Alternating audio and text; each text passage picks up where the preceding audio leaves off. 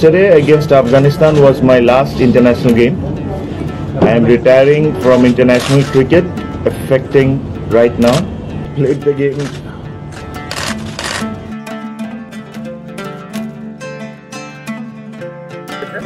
যদি সুযোগ থাকে আমি যদি দেশে যেয়ে খেলতে পারি মিরপুর টেস্ট হবে আমার জন্য লাস্ট স্পেশালি টেস্ট ক্রিকেটে এবং I've heard a little rumor that you might be retiring from T20 cricket, is that right?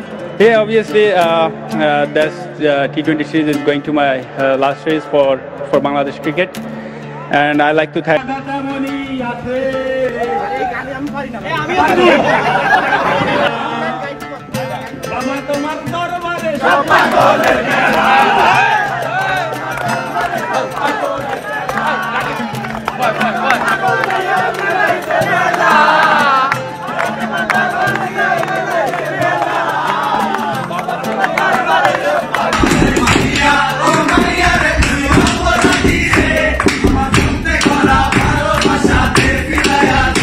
এভাবেই গান গেয়ে মাঠের বাইরে এবং ছক্কা হাঁকিয়ে মাঠের ভেতরে বিনোদন দিতেন বাংলার মানুষদের।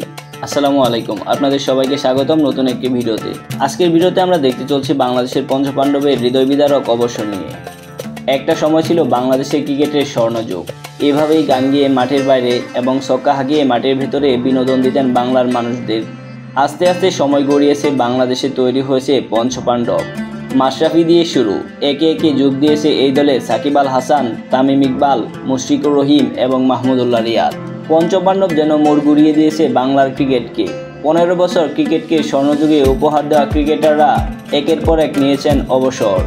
সর্বশেষ টেস্ট ও টি20 থেকে অবসরের ঘোষণা দিলেন সাকিব আল হাসান। এর আগে অবসরের ঘোষণা দিয়েছেন মাশরাফি বিন মুর্তজা, তামিম ইকবাল, মুশফিকুর রহিম এবং মাহমুদুল্লাহ রিয়াদ। কিন্তু তাদের কারো অবসরই তেমন সুখের স্মৃতি নেই। অনেকটা ফেসবুকে পোস্ট করে বাধ্য হয়ে অবসর নিতে হয়েছে এই সকল পঞ্চপাণ্ডব ক্রিকেটারদের। মাশরাফি, মুশফিক কিংবা তামিম কিংবা সাকিব কেউ বিদায় নিতে পারেনি বাংলার মাঠ থেকে। মাশরাফি বিন মুর্তজা বাংলাদেশের অন্যতম সবচেয়ে সফল অধিনায়ক। টি20 ক্রিকেটে অবসর নিয়েছেন 2017 সালে শ্রীলঙ্কার বিপক্ষে খেলে। সেই ম্যাচে মাশরাফি একরকম জোরপূর্বক টি20 থেকে অবসর নিয়েছেন মাঠ থেকে, কিন্তু দেশের মাঠ থেকে নিতে পারেননি তিনি। তবে বাংলাদেশ জাতীয় ওয়ানডে দলের অধিনায়কত্ব থেকে অবসরে যাচ্ছি। অপরদিকে 2020 সালে ওয়ানডে ক্যাপ্টেন্সি ছাড়েন। এর মধ্য দিয়েই মূলত ওয়ানডে থেকে বাদ পড়েন মাশরাফি। আর হয়নি খেলা, যদিও ওয়ানডে থেকে এখনও নেননি অবসর, পাননি প্রাপ্য সম্মান। তারপরে মাহমুদুল্লাহ রিয়াদ শুধুমাত্র এখন পর্যন্ত টেস্ট ক্রিকেট ছেড়েছেন তিনি। টেস্ট ক্রিকেট থেকে নিয়েছেন অবসর। 2021 সালে জিম্বাবুয়ের বিপক্ষে টেস্টের তৃতীয় দিন শেষে হঠাৎ ঘোষণা দেন তিনি আর খেলবেন না টেস্ট ক্রিকেটে। মাহমুদুল্লাহ রিয়াদের সাথে সাথে অবাক হয়েছে সারা বাংলাদেশের ক্রিকেট জাতি, যদিও সেই ম্যাচে তিনি করেছিলেন 150 রান। ঠিক কী কারণে 3 বছর পর দলে ফিরেই খেলার মাঝখানে তিনি অবসর নিয়েছিলেন, তিনিও বিসিবি ছাড়া কেউ বলতে পারবেন না।